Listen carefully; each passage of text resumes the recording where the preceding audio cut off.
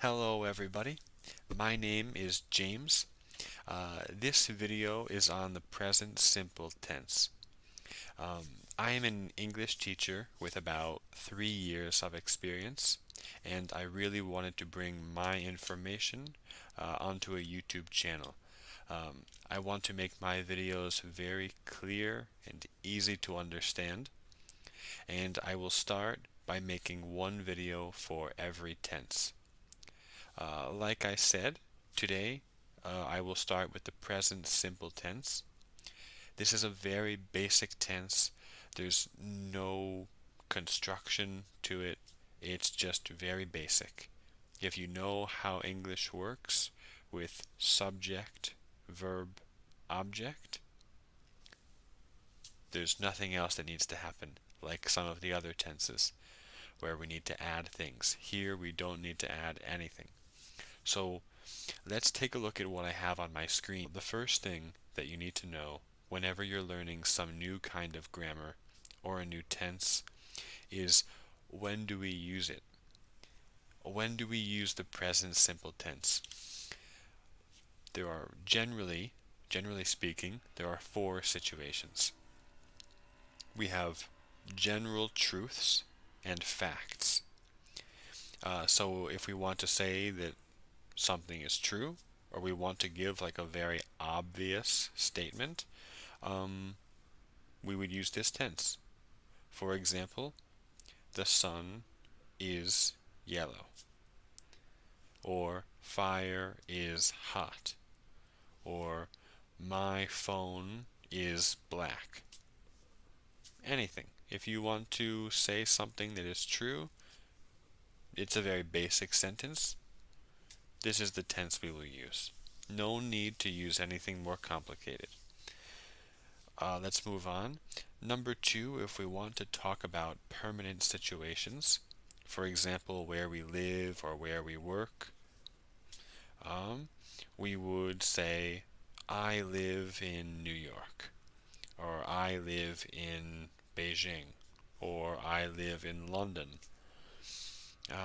Or to talk about your job, I am an English teacher.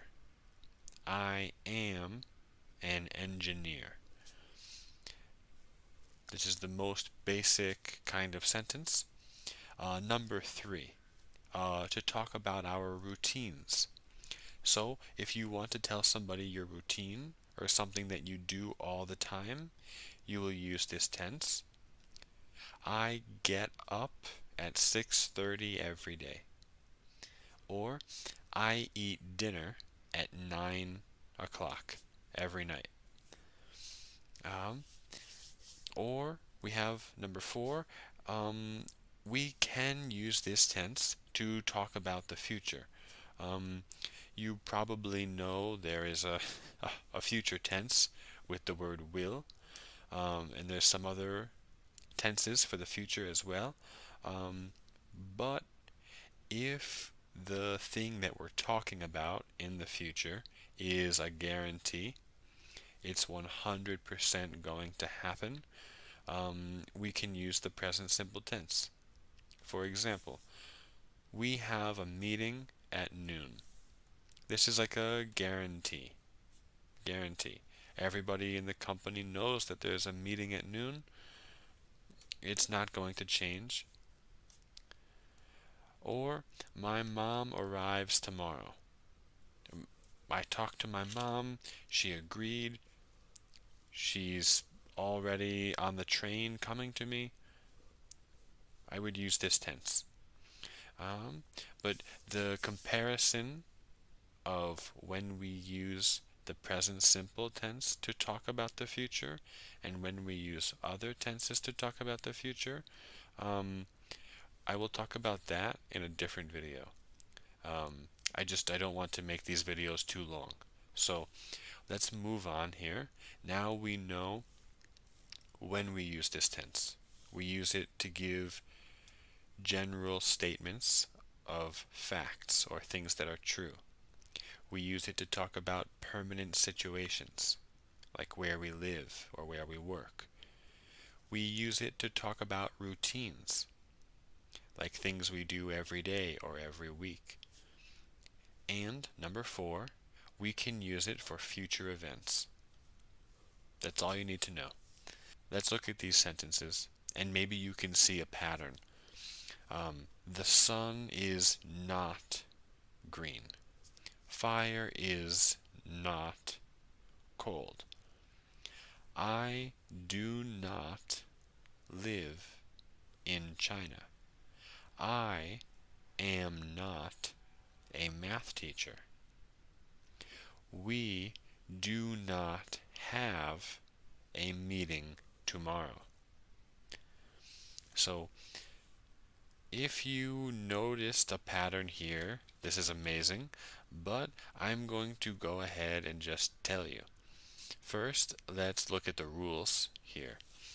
There's only 2 rules of how to make a negative sentence in English, and this is a basic thing that everybody needs to know. So, rule number 1, if the verb in the sentence is some kind of to be, like is, am, are, we put not after it. For example, the sun is not green. Fire is not cold. You notice how we just put not after the verb when it's a to be. And if you don't know about to be, just leave a comment and I'll make a video on to be. And if you have any requests, just leave a comment and I'll reply. Now, the second rule is if the verb in the sentence is any other kind of verb, we just put do not or does not before the verb. Before the verb, not after it, we put it before. So if we look at the first example in the top left, the original sentence was I live in China. But now we say I do not live in China. I do not live in China. We do not have a meeting tomorrow. I hope you can understand this pattern. If not, pause here, read the examples and read the rules again, and it should be crystal clear for you. Rule number 1, if the verb in the sentence is some form of to be, we just move the verb to be in the first position of the sentence. So, for example, if we look up here on the right side, is the sun green? This is the question. Is fire hot? This is the question. Are you a math teacher? This is a question. If we wanted to make this into a regular sentence, we just change the location of the verb. Fire is hot. You are a math teacher. The sun is green. Notice how we just move the verb is and are. We just move it around. It's a very, very simple way to make a question. And number 2, if the verb in the sentence is any other kind of verb, we don't do anything to the sentence. We just add the word do or does to the beginning. For example, you live in China becomes do you live in China? Or we have a meeting tomorrow becomes do we have a meeting tomorrow? I just want to do a quick review of what we just learned. So we learned 3 things. In this video, we learned when we use this tense. We use it for facts, to talk about things that are true, to talk about permanent situations, to talk about our routines, things we do every day or every week. And we can also use it for future events if we have a strong plan. Number two, the second thing we learned was how to make a negative sentence. And this is just adding the word not or do not or does not into the sentence. Number three, we learned how to make a question. And this is either changing the location of the verb to be in the beginning of the sentence, or we just add do or does to the beginning of the sentence.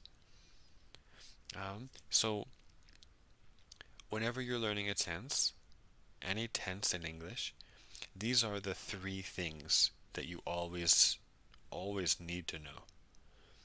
You need to know when to use it, how to make a negative, and how to make a question. That's the only thing you need to know. The only thing. And of course, how to make a positive sentence, but basically that's the first thing that you would learn. So, how to make a positive sentence, how to make a negative sentence, how to make a question, and when to use it. So there's 3 or 4 things that you need to know every time you learn a tense. Thank you for watching this video. I'm going to end it right now so it's not any longer than it already is.